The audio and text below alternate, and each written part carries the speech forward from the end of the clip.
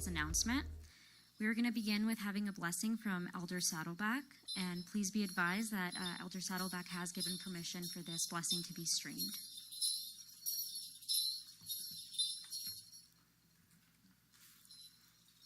I'll be needing some help here.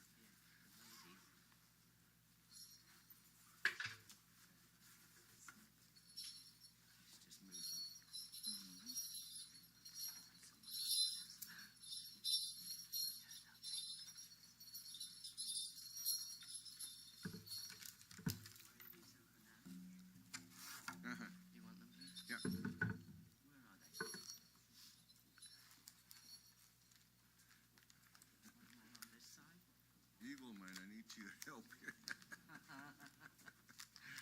You don't get away with it, Rick. Yeah. You're going to have to hold this. That's it. That's not about that. That's it.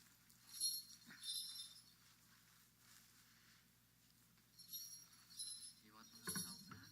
Huh? You want them to hold them now? Yeah. Okay.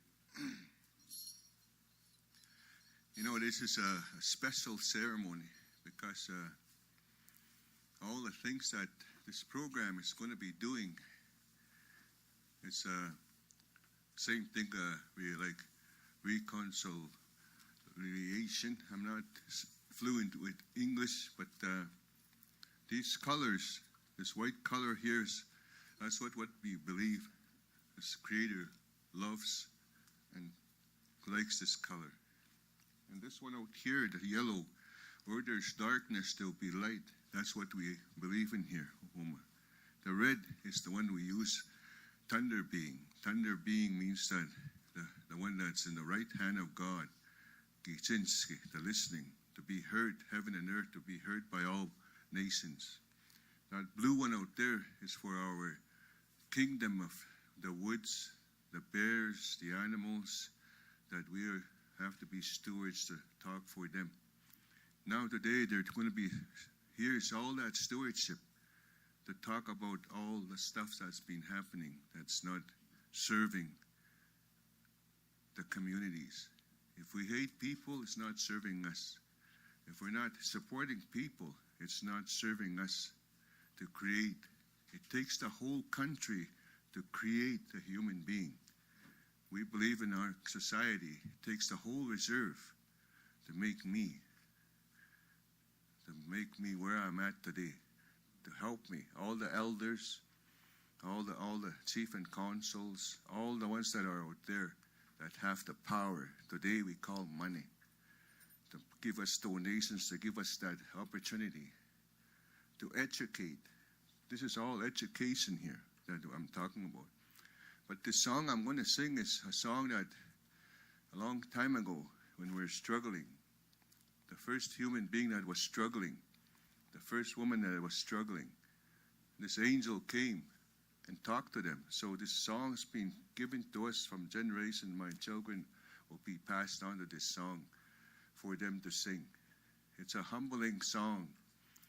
It's supposed to create harmony, humility, respect of yourselves, of myself.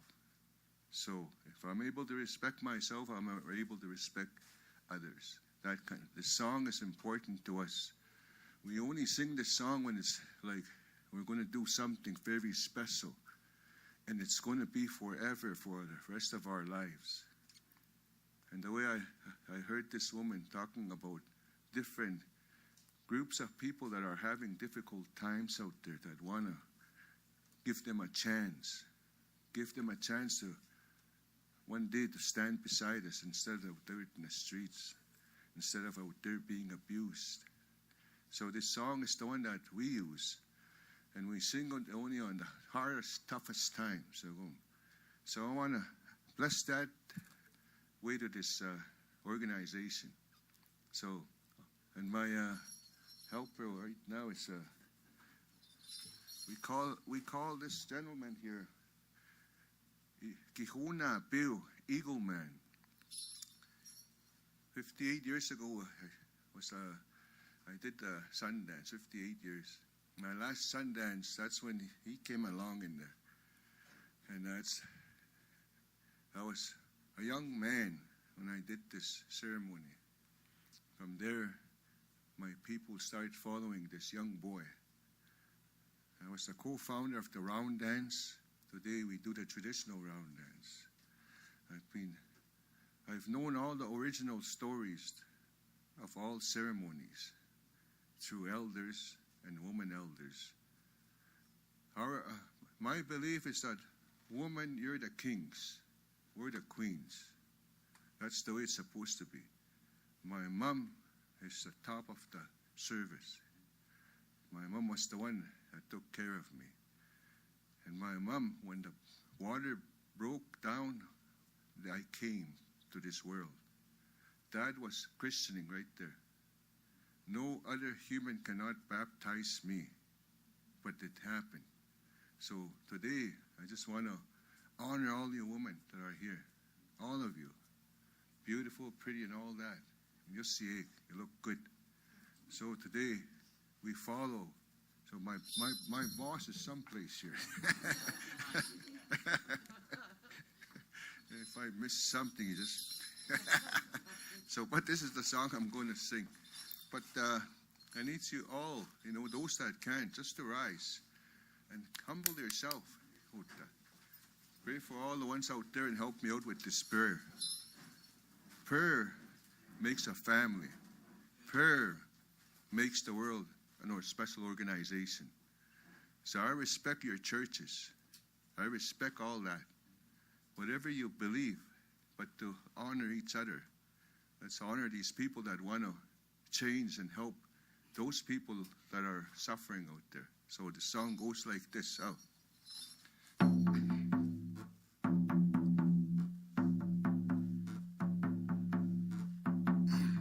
Raise your hands, put it. Yeah.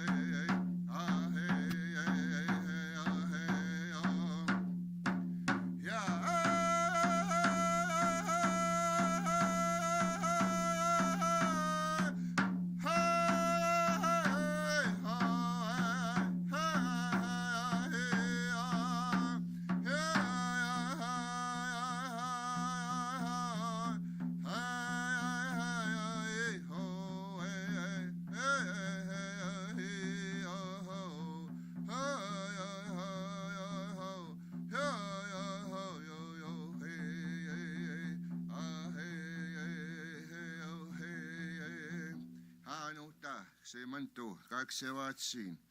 Ha o tau amiguan. Ha minoma. Ha kapaksemot skuta. Ha isiniu haga naguta. Ha mi takigoi kaima. Hi, I'm how hota upiki hawason. I'm nawason sku. Napio. Ha kahkiogi goi.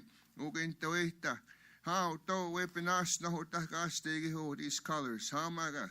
Kapmisawe tamanogane. Ha minais paksemotsik.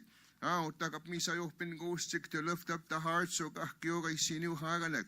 Ha kapmis miniso kamatos kamamu kamatos no takse mantogak sewatsin. Ha mahtiktan sunyao, mitso, napachitska, nanatohkigoi, ikay kamanesik, kahkiogigoi. Kya mahtam kahkiogigoi akso na hohe. Mahtam kahkiogigoi takanatawitskatik. Ha nuhtakse mantogakse watsi. Ha mahtamuta kahkiogigoi semyasik. An lectures kahkiogigoi nanihtawan kaskis kamawason. Ha minegotaham miayaun, healing kay sigatik miumahtsihun wellness. Ha kia nuhtakse mantogakse watsin. Ha kapmisawim gusnan kahkiogigoi. Ha magegota, ha minuta kawiaski. Tuts kahkio. Ha miswaste hamata kokuta. Kia me tuts kahkio kapmisa. Uhten ga kahkiogoi semyasik. Ha semyaskutam kahkiogoi kapmisnatawih kawig. Ha nanaskomuan. Hai, thank you.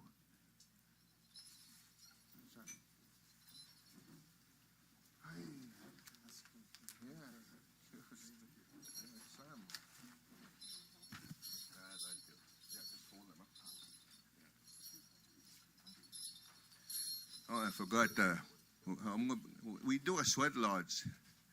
These are the colors that I'm going to take in there and for the ceremony. Like select some elders to take these and some woman elders to pray for this program. Not just this one. All the programs out there that are needed. Somehow, some way, some money will come our way. A long time ago, it was a buffalo trade. When I do a prayer, would get a buffalo, blanket. Today, what I got, I'm appreciate what I have today for exchange for this special moment today. But I come in here with a humble heart because I need these people to help my communities and all different colors of communities to come together. I hope.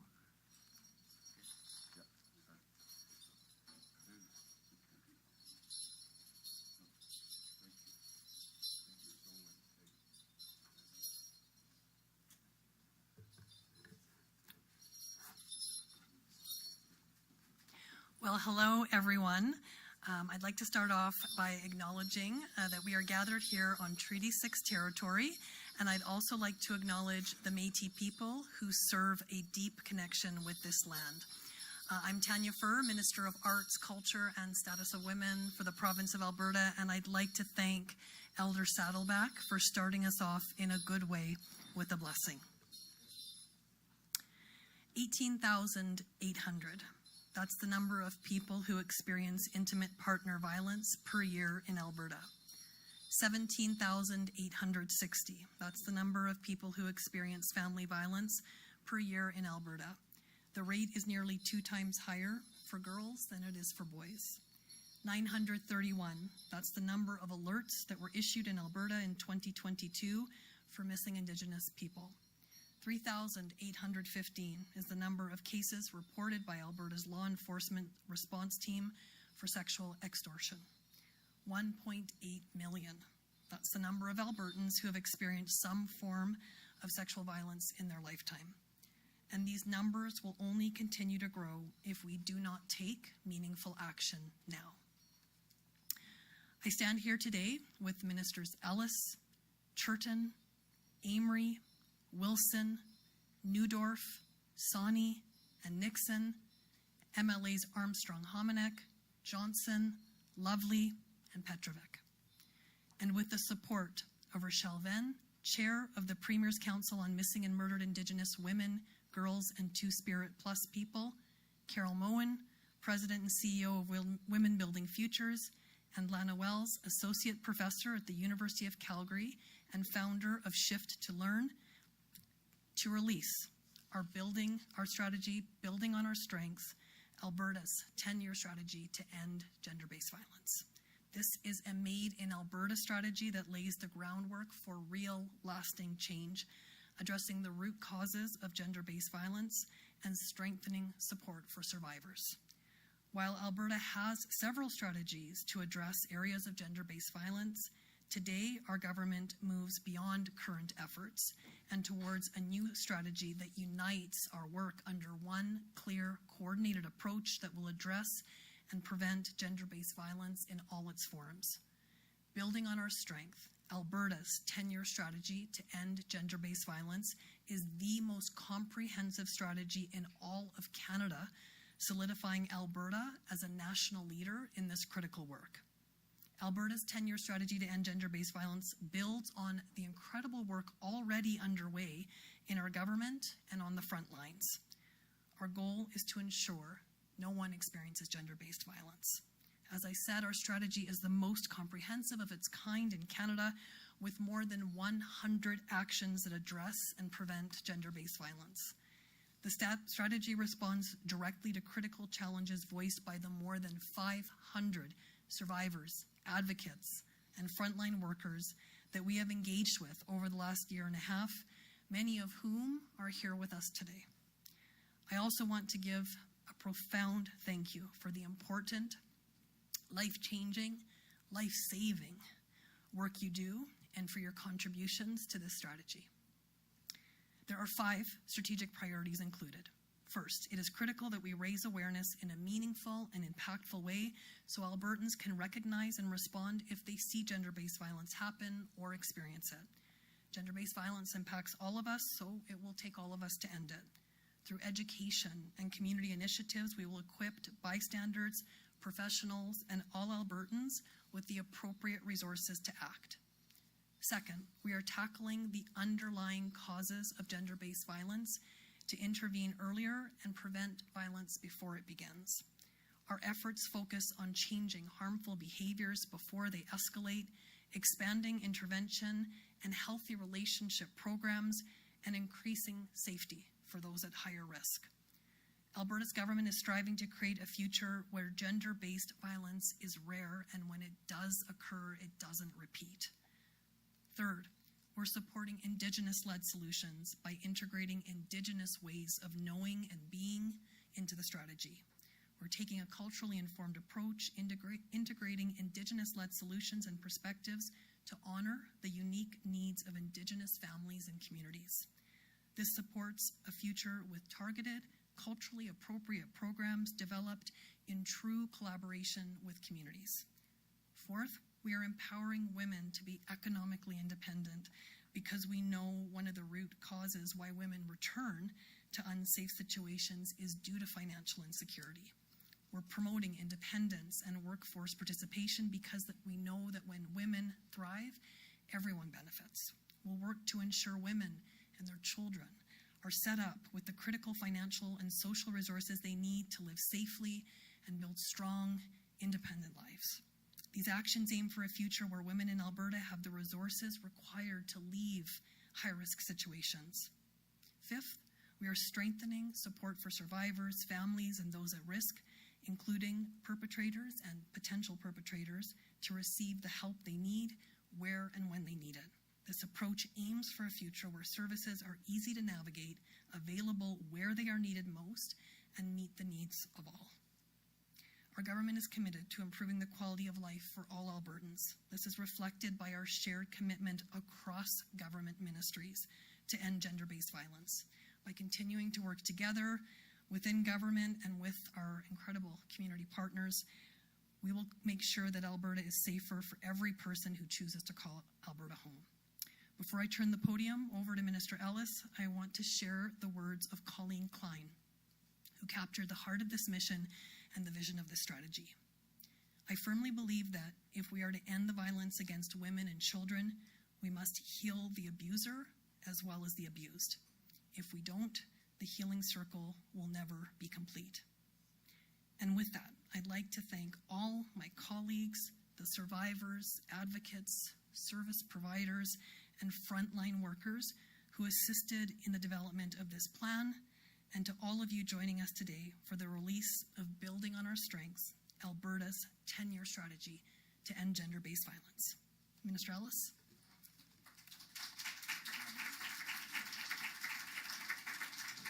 Well, wonderful. Thank you. And thank you to Minister Furr. This is outstanding work. All my colleagues, all of you that are here today.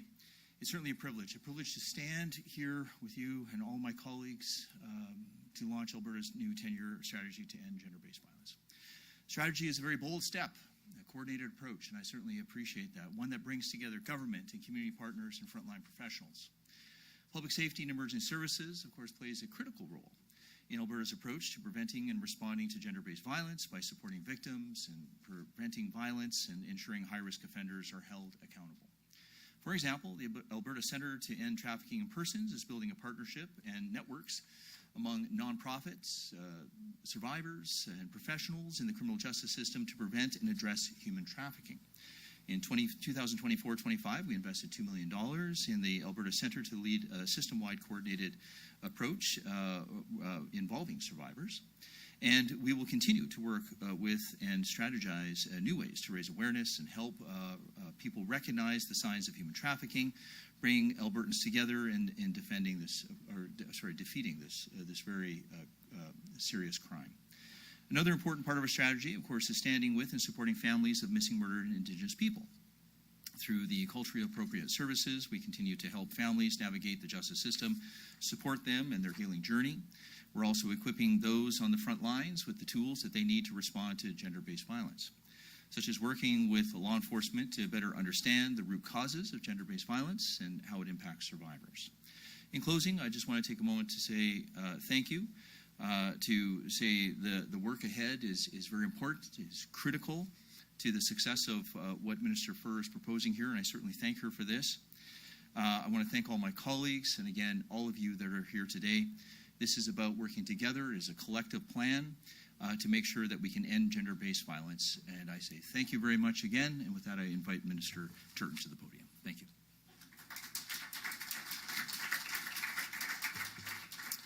Well, thank you very much, Mr. Ellis, for that introduction, and thank you very much to all the honored guests here today, as well as so many of my caucus and legislative colleagues. Thank you for being here today.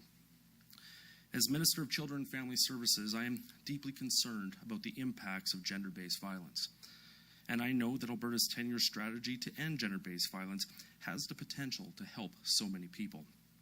This comprehensive strategy will guide how we work together across ministries to address root causes, support survivors, and advance prevention efforts. It provides direction that will help us work with trusted partners to protect our communities and builds on the work already underway. The first part of Alberta's 10-year strategy involves prevention, and we are taking action in important ways. And we make key investments that promote healthy relationships and safer communities. That includes more than $9 million to family violence programming through Budget 2025. Recently, we launched 2 grant calls totaling $4 million to address the root causes of gender-based violence. Alberta's government also invested more than $66 million in family resource networks this year. In 70 locations right across our province, these networks provide free services to help families stay resilient, strong, and healthy, and are open to all. Alberta's 10-year strategy is also focused on ensuring help is available to survivors where and when they need it. And that's why we're making targeted investments to support the healing journeys of vulnerable Albertans. Through Budget 2025, Alberta's government is investing more than $60 million in supports for women's shelters, a $3.6 million increase. And we provide more than $13 million in annual funding to sexual assault centers, with an additional $1.5 million this year. Both women's shelters and sexual assault centers offer a safe and welcoming place for survivors to turn to for help with basic needs, counseling, outreach to other services, and so much more. If someone reaches out, help will be available, no matter where they live. And as we move forward, we know that there is more work to be done. And that's why Alberta's 10-year strategy to end gender-based violence is so vitally important. It's a reminder that we all have a role to play. So let's all take steps to learn more about the impacts of gender-based violence, how to support those around us, and how to make our communities safer for all. Thank you very much for having me, and at this point I'd like to bring up Rochelle Venn to say a few words. Thank you.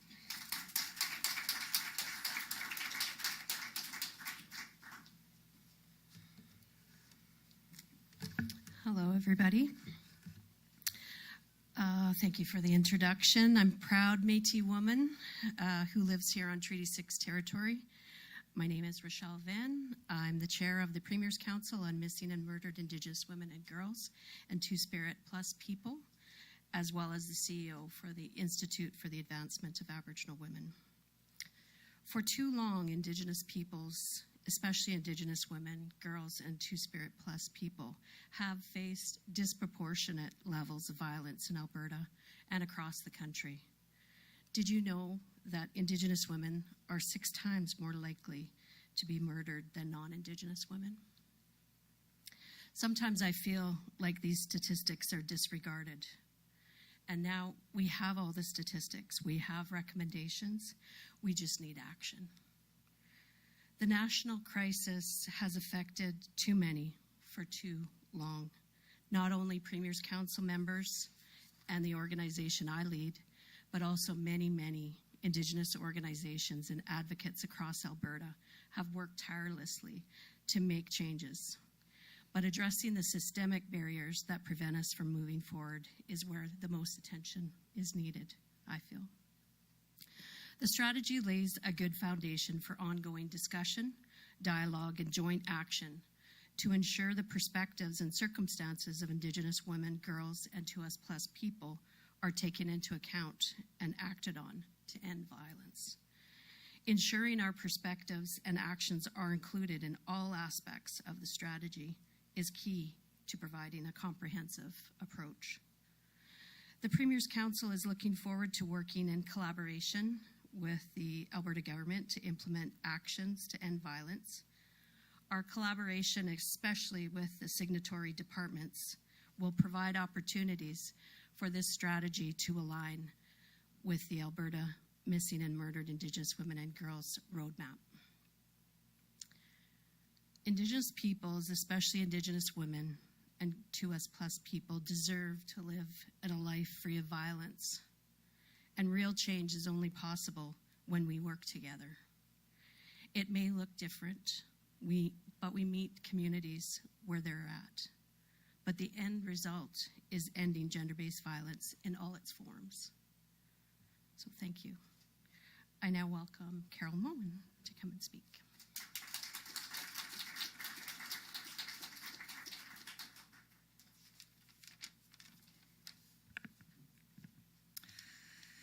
Hello, everyone, and special acknowledgement to Ministers Furr, Ellis, and Turton, Ms. Venn, and Professor Wells. Clearly, I feel like I'm in pretty distinguished company today, so thank you for the opportunity.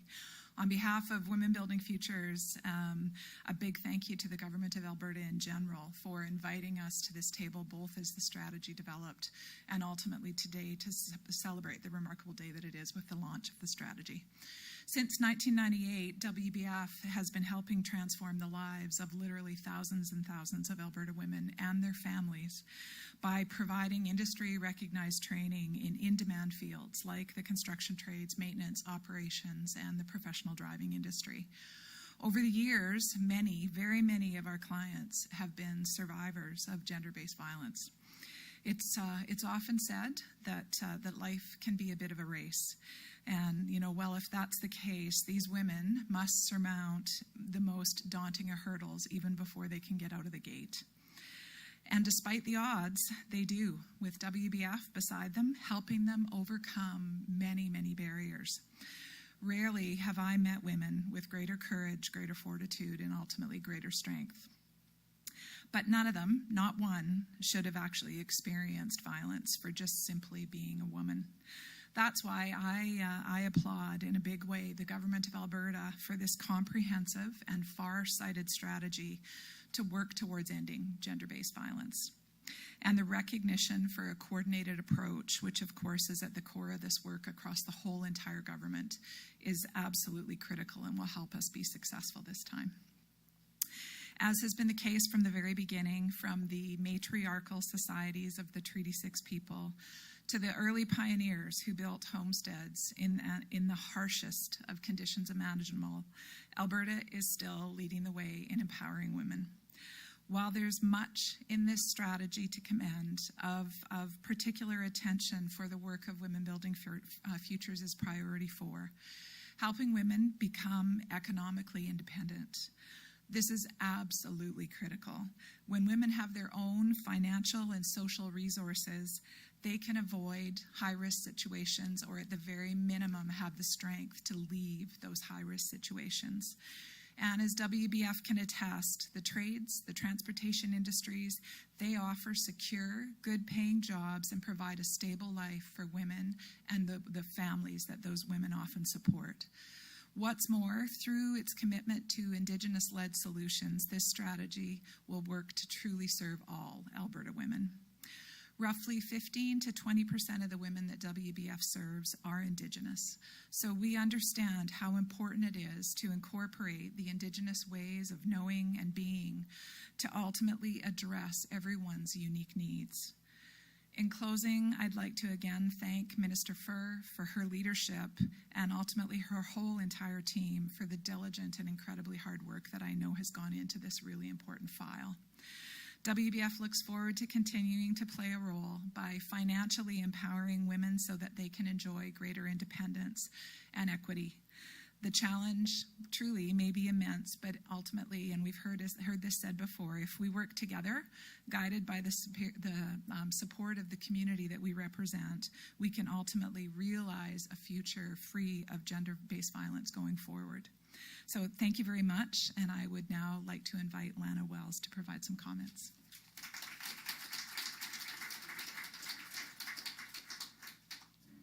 Thank you, Carol. I want to begin by recognizing the Government of Alberta and its commitment to ending gender-based violence, and to especially thank Ministers Ellis, Furr for her leadership, and Turton, along with all the dedicated staff that I know worked tirelessly to create this strategy and bring it to life, so thank you. Seeing all the ministries come together to prioritize and resource this work marks an important step forward. Ending gender-based violence is not the job of one sector alone. It demands a whole of government commitment, collective action, and sustained support to empower communities to lead the change.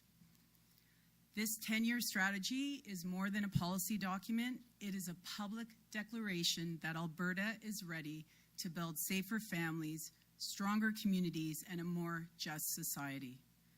What encourages me most is its deep commitment to primary prevention, stopping violence before it starts, priority 2. For too long, the burden of safety has fallen on survivors, on women and children navigating systems that too often fail to protect them. That must change. The responsibility must shift to those who choose to use violence and to the systems and culture that have allowed it to persist. If we want different outcomes, we need a different approach. One of the most powerful tools we have is engaging and mobilizing boys and men, not as problems to fix, but as partners in the solution. Why? Because we know the risks: addiction, trauma, exposure to family violence, and pornography, and the rise of the manosphere, a network of online spaces where misogyny and unhealthy masculinity are encouraged. These forces isolate, they shut down emotional expression, and they reinforce harmful gender norms that too often lead to control, dominance, and violence. But none of this is inevitable. These risks are not destiny. They are preventable and they are changeable. When we support men and boys in the places that they live, they learn, they play and work to build emotional resilience, to challenge harmful messages about masculinity, and to foster healthy, respectful relationships, we reduce harm and we unlock their potential to lead positive change. Initiatives like Men and, led by bold leaders Kim Roos and Jeff St. John, are leading the way, And I also want to acknowledge everybody, the powerful leadership of community champions who've been in this room doing the hard work, the domestic violence shelters, the sexual assault centers, the friendship centers, the YWCA. These are critical, critical leaders, and they are amazing humans innovating every day. This strategy signals that Alberta is ready to lead, ready to act, invest in prevention, and be accountable to Albertans. Ready to build a province where safety, dignity, and justice are not the exception, but the expectation. Thank you.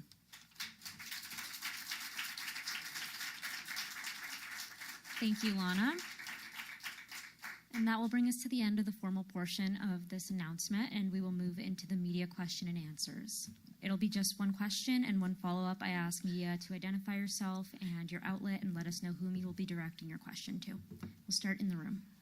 Hi, it's Morgan with Global Edmonton. I think for you, Minister, for maybe Minister Turton, I wanted to ask more about the immediate support.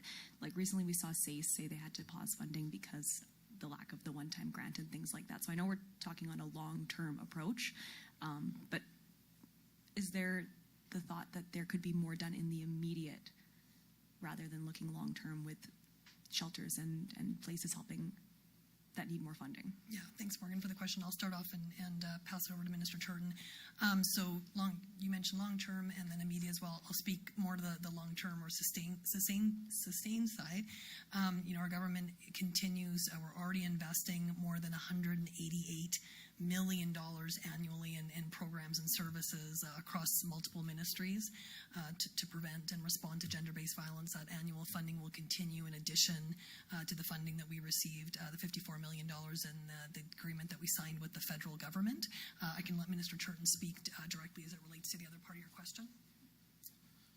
Yes, thank you very much for that. So upon intense dialogue with sexual assault centers throughout the entire province, as well as survivors of domestic violence, it really became apparent that there was a desire for less strings attached to provincial grants when it came to supporting sexual assault centers. That's why when we rolled out the latest tranche of grant funding for sexual assault centers, and this year is $1.5 million, we really want to make sure that sexual assault centers have the ability to tailor their services to their specific geographic area in the province. That came out loud and clear with my roundtables that I had with them, as well as with women's shelters. We continue to increase funding for women's shelters throughout the entire province. And again, it was upon dialogue with shelter providers and stakeholders and survivors of sexual and domestic violence who clearly said more has to be done. I'm very thankful that our government has been able to step up and help out these valuable organizations, because we know that it really allows people the first step of healing. And for us, that's important. And then I think for Minister Furr and perhaps some of the stakeholders, if they want to weigh in, over the 10 years, what will kind of be like the benchmarks of success to know that the government is on the right path to the end goal of ending gender-based violence? Yeah, thank you for that question as well. So one of the things will be the measurements, right? The measurements that we take, for example, we're hoping that with the rollout of the strategy, we might initially actually see an increase in incidents reported to the police, right? Because, I read some of those stats off at the beginning. We know those are underreported numbers, right? Because we know how many survivors don't report for any variety of reasons. So I think that we're going to see initially there will be increase in statistics and reporting of it, but we hope to see over time that that's going to come down. I think that will be the biggest indicator of success and measurement. Also, one of the things in the strategy that's important to us is developing a consistent, uniform definition that we use for gender-based violence. There's many different definitions depending on what source or who you talk to, and I think in order for us to measure true success, we need to be measuring against a consistent benchmark and a consistent definition. So this will all be part of the strategy.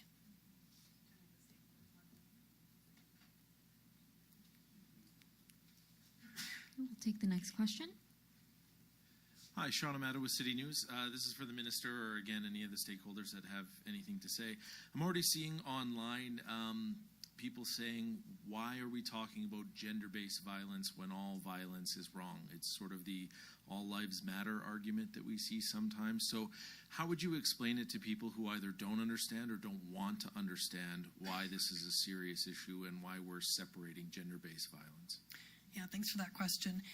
So we know that with gender-based violence, it's often targeted at women and girls, but it involves and includes everyone, from the survivors to the perpetrators to the potential perpetrators.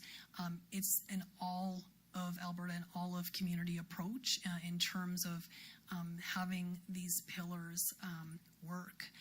From prevention to identifying root cause, breaking cycles. It involves everyone, men, boys, girls, women, Two-Spirit plus people. It takes everyone involved with it, and because everyone's a part of the solution. Any stakeholders would like to? Please, yes. Professor Lana Wells.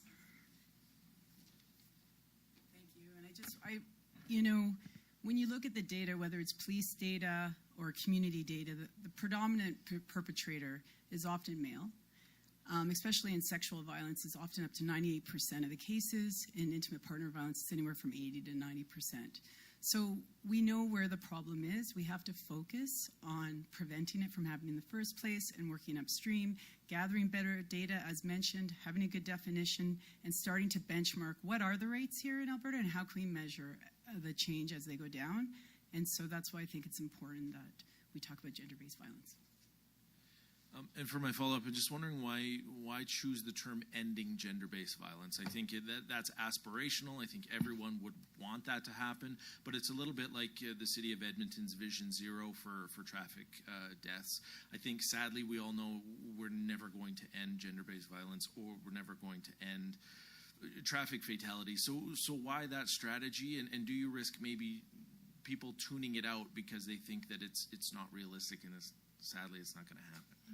So the ultimate goal would be to end gender-based violence and ensure no one lives in fear or experiences violence. And in time, the work will be towards making sure that gender-based violence is a rarity, not a norm, that it's non-reoccurring. And that will be the step and the progress that we will move towards. Is I want to see in Alberta and in Canada where it's rare. It's not the norm, it's not accepted, and it's not reoccurring. Shayla Anskalski with CTV News Edmonton, and I apologize, my questions are both off topic today, so I'm sorry about that. Wanting to actually put a question to Minister Mike Ellis, wanting to get your thoughts on Eleanor Olszewski's appointment as your counterpart in emergency management in the new federal cabinet in Ottawa. She's the only Alberta voice in Carney's inner circle. Do you think our province is being well represented here? Well, first of all, I'll just echo what the Premier has indicated here, that we just want to reset the relationship with Ottawa. I think all of my cabinet colleagues are looking forward to that. I think we're all looking forward to reaching out to all of our cabinet colleagues in the federal government. Eleanor, I don't know her. I look forward to meeting her. I know that I've already asked my staff to reach out to her so we can coordinate and have a conversation. So I certainly look forward to that. And I certainly look forward to, again, just resetting that relationship with the federal government. And just as my follow-up, a similar question for our Minister of Justice, Minister Amory, if that's okay. Again, our new federal justice minister, Sean Fraser, a familiar face to this government given his previous work on housing. How optimistic are you about this relationship with the new justice minister? And if you can, give us a reminder at where we're at in terms of the tally, in terms of lawsuits that Alberta and Ottawa have against each other right now. Well, most certainly. Always very optimistic, always approaching things with a positive outlook. We know that Minister Fraser has a good relationship with some of our other colleagues here. I think Minister Nixon has worked well with him in the past. We're looking forward to, again, resetting the relationship, as the Deputy Premier says. Again, we'll always approach things with a positive and optimistic approach, and that's what I intend to do. Like my colleagues, I've reached out to him as well to congratulate him on his appointment, and I'll be looking forward to meeting with him. Currently, we sit at about, I think the last count was 16 active ongoing cases, and obviously depending on how the relationship develops with the new federal government, that may change, and it changes from day to day. Thank you. Thank you, and it looks like those are all the questions in the room, so we'll shift to the phone lines. I believe we have a question coming through. Your first question comes from the line of Tim Brooke from CTV News. Please go ahead. Hey, Tim Brooke with CTV News. Thanks for taking my questions. And yeah, again, apologies. Nothing on topic today. I just count 5 ministers in the room, so I just love a simple yes or no answer from all 5 ministers. Do you support Alberta separating from Canada? Just a simple yes or no, please. I support a strong Alberta within a united Canada. Look, I'm going to speak on behalf of all the ministers here. We're not going to play that game of everyone coming up. Look, I agree with my colleague here. We support a strong Alberta within a united Canada. The Premier has been crystal clear on that. Thank you. Yes, so my follow-up question then would just be, what do you say to all these people who are saying there are a number of people in the caucus right now who support separating? There are just canned responses going around, the exact same response from every single minister. So what do you say to the people that are on one side of the issue or the other? I guess believing that there are people in the caucus that want to leave the country. Well, I think you would see by today's vote for the Speaker of the Legislature, we have a very united caucus. And again, I will stick with what Premier Smith has said. Again, we support a very strong Alberta within a united Canada, and that is the consistent message that I have heard from every single one of my colleagues within the United Conservative Caucus. Perfect. And that will conclude our announcement for today. I want to thank everyone for joining us, and have a great rest of your day today.